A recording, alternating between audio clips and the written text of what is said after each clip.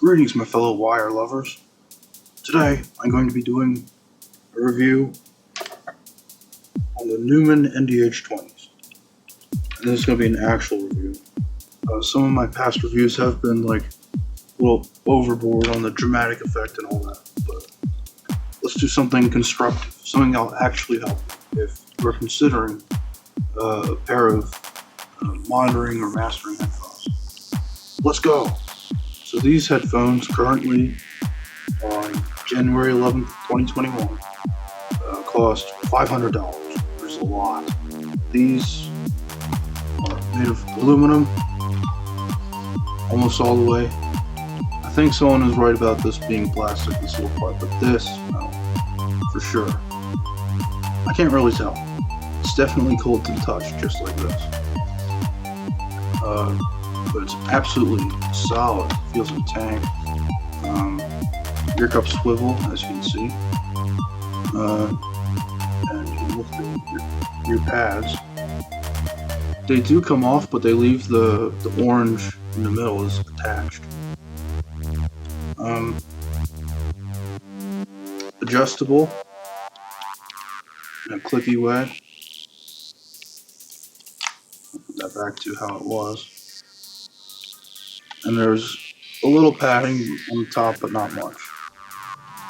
These ear pads are stiff, and out of the box, you almost felt papery. But they definitely don't feel that way anymore.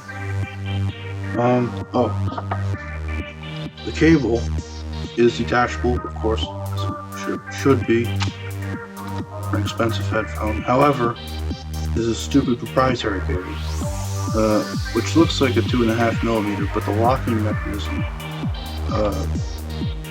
is different from all the other headphones that have a similar locking mechanism.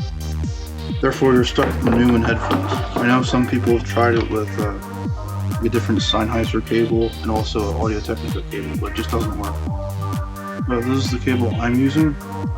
It is the coiled cable. It also comes with a flat cable, which is much longer, but this extends, which is nice. I think this is better. Also on this end, this screw-on adapter is proprietary, I think, or it's at least a little different than the normal ones.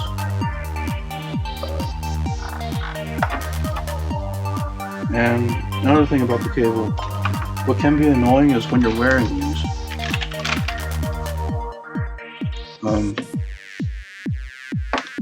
the cable brushing against things puts a weird sensation in the one ear cup.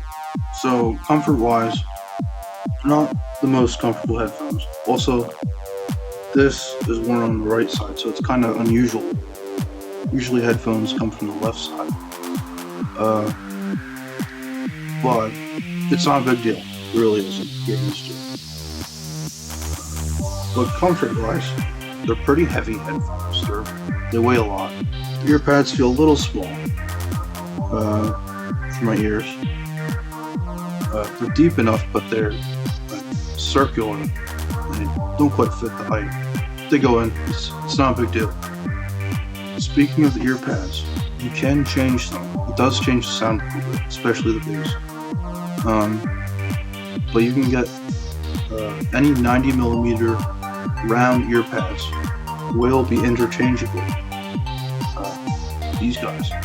So if you do want these, and you're more for audiophile listening, that is a great solution. You can get some pretty nice ear pads compared to these stock ones. The headband here, you see I have it so it's barely resting on my head. But depending on the adjustment, I can make it a little more comfortable. It puts a lot less weight on your head. Since these clamp decently, not too much, and the ear pads are small, it kind of just stays there. But also, if you make the headband looser, you risk not getting a good seal between your ear and your pads. And let me tell you, that's a huge deal in these headphones. If they aren't sealed to your ear, they're going to sound horrible. The bass goes away so fast. The clarity actually depends on distance. If you press these in, it'll sound a little different than if you just have them normal. So that's something to keep in mind with the fit. Overall, though, they're not bad. Pretty comfortable. Not the most comfortable by any means. I can wear them for a few hours and be fine. Okay, so I have these headphones turned way up. Okay, there. That's pretty loud. I can't wear that and not be in pain. I mean, I'm pretty sensitive with hearing, but still. Let's show you just how good the isolation is on these. I am going to put these on. Hopefully you can hear it. I'm hopefully going to not damage my hearing. So you can hear that.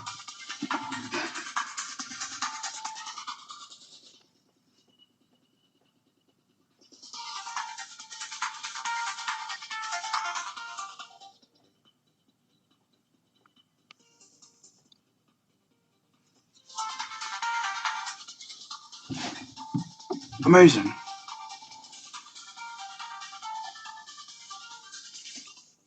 Like I can cover the ear pads. I mean, it's just something else. The isolation. You are going to be very happy if you're a singer.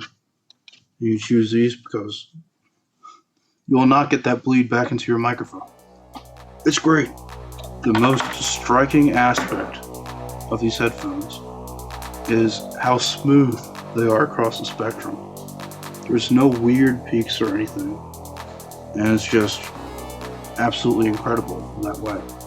So the bass is flat, and it's strong. It's there. The sub bass goes all the way down. The mid bass, the whole thing is there, and it's all flat sounding. And ever so slightly, I think, it has a little bit of that, what's it called? Like slightly boosted sub bass. No, I'm gonna be very careful saying that. It was probably within 1 decibel or something.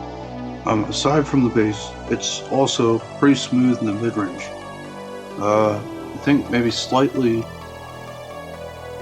forward at like 2K-ish. Like 2K, 3K, almost.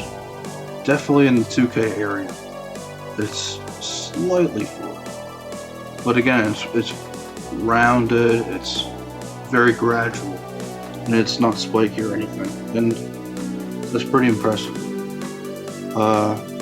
And then in the treble, they're also pretty good. The treble's definitely noticeably a little quieter. Maybe 1 or 2 decibels, but it's still absolutely there, fully extended to the top, and not peaky or anything like that. It's just perfect in that way. So, although these aren't maybe the most neutral headphones ever, honestly, the Sennheisers probably take the crown in neutrality. But for mixability, you know, like how people can mix on Atom monitors, and even though they're not entirely flat, they make really good mixes because they get used to the sound signature. These have a very mixable sound signature, and they're Neumanns. It's like they're monitors. So in that way, I think these are better for mixing Sennheisers. You can hear things with these headphones and make decisions that on these headphones, the Sennheiser HG600s, are absolutely impossible.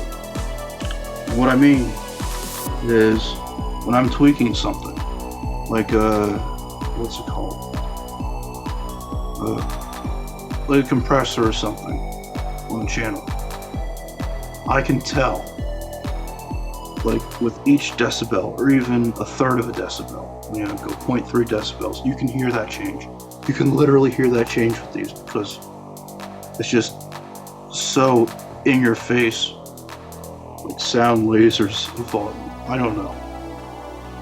Just how analytical they allow you to be. I haven't had that happen with other headphones. Not with the AKGs, not with Shure's, not with Sennheisers. It's just incredible. I think that in itself justifies these headphones. Also, they sound really detailed, of course.